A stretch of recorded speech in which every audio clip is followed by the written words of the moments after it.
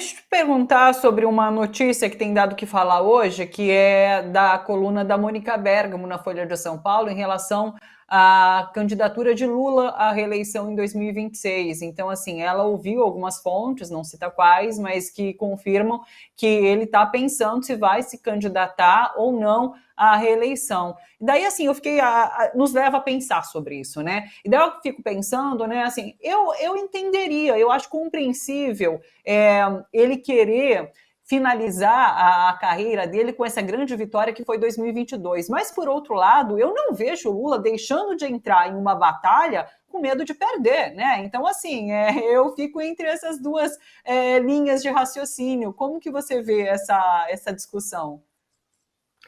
Thalita, infelizmente, o que eu vou dizer é que, além desses processos que a gente viu, mudança na Câmara, discussão, 2026, no governo, etc., nós temos também um processo interno do Partido dos Trabalhadores para escolher o substituto da presidenta Gleisi Hoffmann.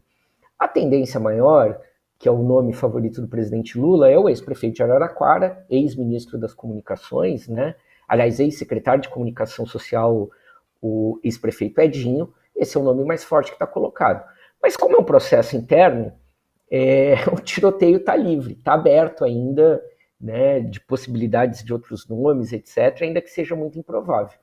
E nisso também acabam entrando essas disputas internas, etc. Eu diria que essa notícia da Mônica Bergamo, ela vem plantada e ela tem o interesse, na verdade, de iniciar a temporada de caça ao ministro Fernando Haddad, que é hoje o nome mais provável para substituir o Lula. Então, no fundo, eu acho que tem pouca veracidade, é aquele burburinho que provoca reações, amanhã a discussão é se o Lula não vai, quem seriam os nomes do PT, e aí, quanto mais cedo numa eleição, mais eles vão para o tiro, para as discussões, etc. Né? O presidente Lula, ele realmente cogitava essa possibilidade antes da eleição de 2022. Era um pouco... não vou dizer que era o plano A, mas era uma das coisas que ele comentava com interlocutores. Iria disputar uma última reeleição, ele sente cansaço, né, já não tem o mesmo vigor, sabe que não é mais tão jovem, enfim. Faria um último mandato que limparia a biografia dele dessa passagem da perseguição da Lava Jato, etc., e encerraria, e isso passava também pela projeção internacional que a gente sempre tem falado aqui, que o governo esperava obter com a questão ambiental e a transição energética, seria um pouco um dos cenários, né?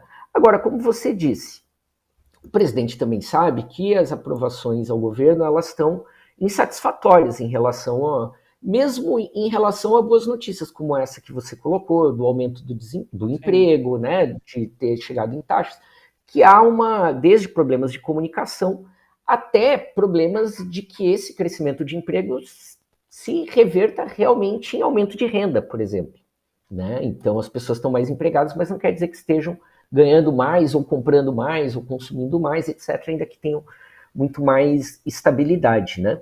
Então o presidente também sabe que a esquerda não tem um outro nome amadurecido e construído agora, e também poderia soar ao contrário ao invés da vitória de 2022 ser essa chave, seria muito ruim terminar em 2026 com um grau de aprovação de 30%, 38%, etc. Então, qual é o plano A, na minha opinião, hoje? É ir sim para a reeleição, entendendo inclusive que a direita não terá um candidato tão forte como foi o Bolsonaro, que possivelmente Tarcísio não iria nessa para ir com uma eleição com mais força em 2030.